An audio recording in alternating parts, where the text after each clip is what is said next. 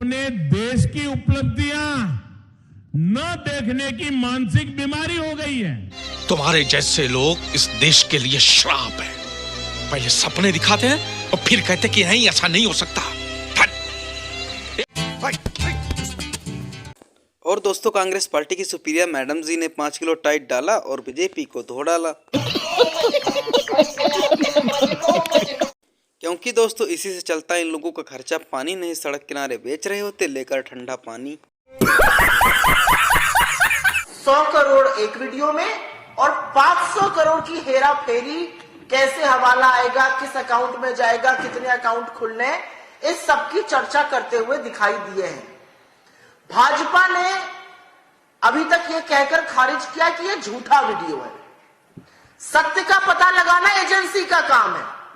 भाजपा ब्रह्मवाक्य नहीं बोल रही है। हम बार बार कह रहे हैं, एक वीडियो आया है जिसमें ऐसा प्रतीत हो रहा है सामने सामने कि नरेंद्र सिंह तोमर के लड़के देवेंद्र तोमर एक बिचौलिए से फोन पर बात कर रहे हैं। 100 करोड़ 500 करोड़ की डील कर रहे हैं।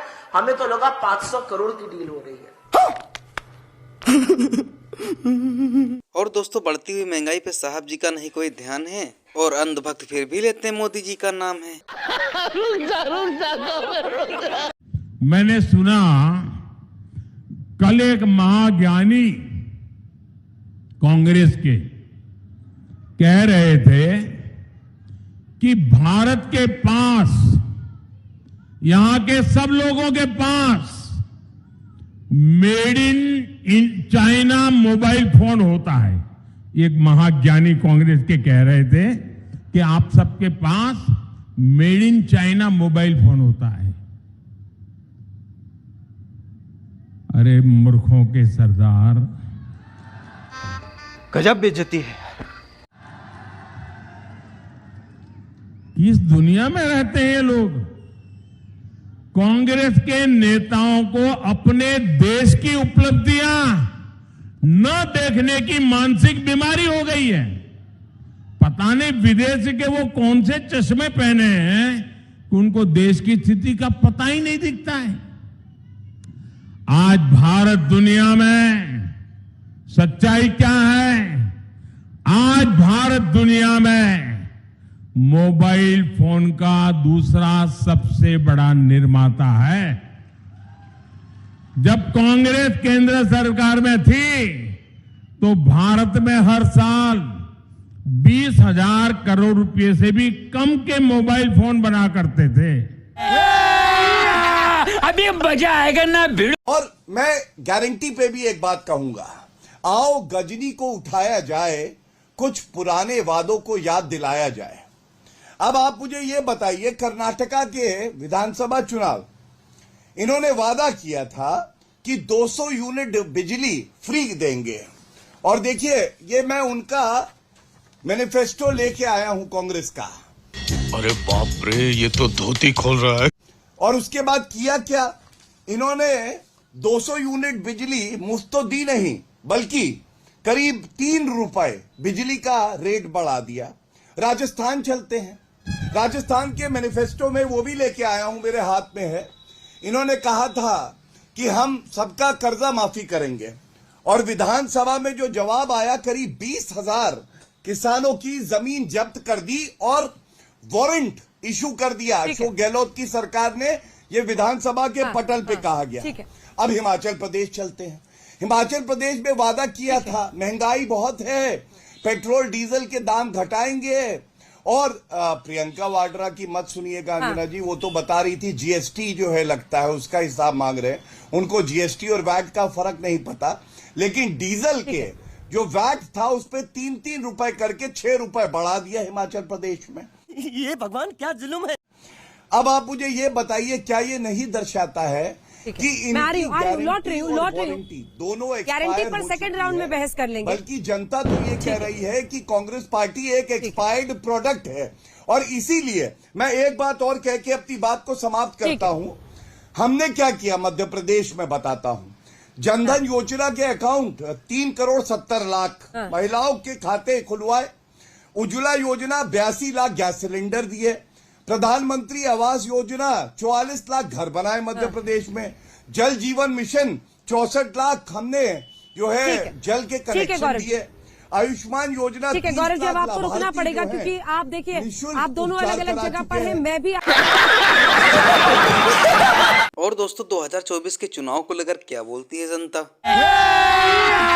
अभी मजा आएगा ना भिड़ो। कांग्रेस ने तो जातिवादी ज्यादा फैलाई है। हाँ, जातिवाद ज्यादा किया, लेकिन कांग्रेस के नेता राहुल गांधी तो विदेश जा कहते हैं कि जब से मोदी जी आए हिंदू मुसलमान पे बांट दिए। वो क्या जानते हैं इंडिया का कल्चर, क्या जानते हैं वो? विदेश में क्या जानते हैं? विदेश में जाके इंडिया की बुराई तो वही कर रहे हैं। क्या होगा? मोदी जी को 1 नंबर होना, कांग्रेस को 2 नंबर होना। 2 नंबर के पैसे चलते ना जब तक वो ये कांग्रेस वाले खुश रहते। अच्छा, जब 2 नंबर के बंद हो जाते हैं तो अच्छा है, सुरक्षा भ्रष्टाचार कम हो जाएगी। अच्छा। हाँ, लेकिन एक आरोप और लगता है ना मोदी जी पे कि जब से आए देश में अब देश को बेच दिया। किसने बेचा, किसने खरीदा, ये तो बताइए आप। खरीदने वाला कौन है? कहते लाल किला बेच दिया, रेलवे बेच दिया। खरीदने वाले का नाम बताइए ना मेरे को। तो वही आरोप लगाते। खरीदा किसने है? अडानी पे आरोप लगता है। अरे अडानी कहाँ खरीदा है, उसका सबूत है क्या? बोलने से कुछ नहीं होता है। बेचा किसको है यही तो बताओ ना। खरीदने की औकात है क्या किसी की? खरीदने की औकात है क्या किसी की? देखो। अच्छा, तो ये क्या होगा 24 में? क्योंकि 24 का भी कवर। इसमें मोदी जी आएंगे पूर्ण रूप से। कितनी सीटें जीत सकते? 300 350 प्लस आएगी। 350 प्लस। 350 प्लस। 29 में कहते हो, 24 का 29। और जो 29 में फिर मोदी जी आ जाएंगे। तो गठबंधन हो गया है। अरे गठबंधन को मारो गोली। हर साल होते हैं सुनो, ये गठबंधन वाले तो बिखर रहे हैं अभी। देख लो राजस्थान में इनका असर। अलग अलग चुनाव लड़ रहे हैं गठबंधन वाले तो। आपने हर चुनाव सीजन में इनके गठबंधन ऐसे होते हैं, ऐसे टूटते हैं। ये अभी इंडिया अलायंस अभी बनी, वो बिखर रही है वापिस, अभी बिखर रही। गजब बेइज्जती है। पहला प्रदेश है जहां पे मरे हुए लोगों का अस्पताल में इलाज होता है ना?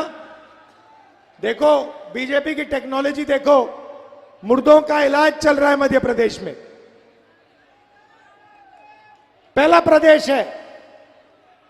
एमबीबीएस की सीट बिकती है, पटवारी एग्जाम स्कैम होता है, बच्चों का जो खाना होता है जो स्कूल में मिलता है वो पैसा चोरी हो जाता है। मगर यहां पे बीजेपी के चीफ मिनिस्टर, हिंदुस्तान के प्रधानमंत्री एक शब्द नहीं बोलते।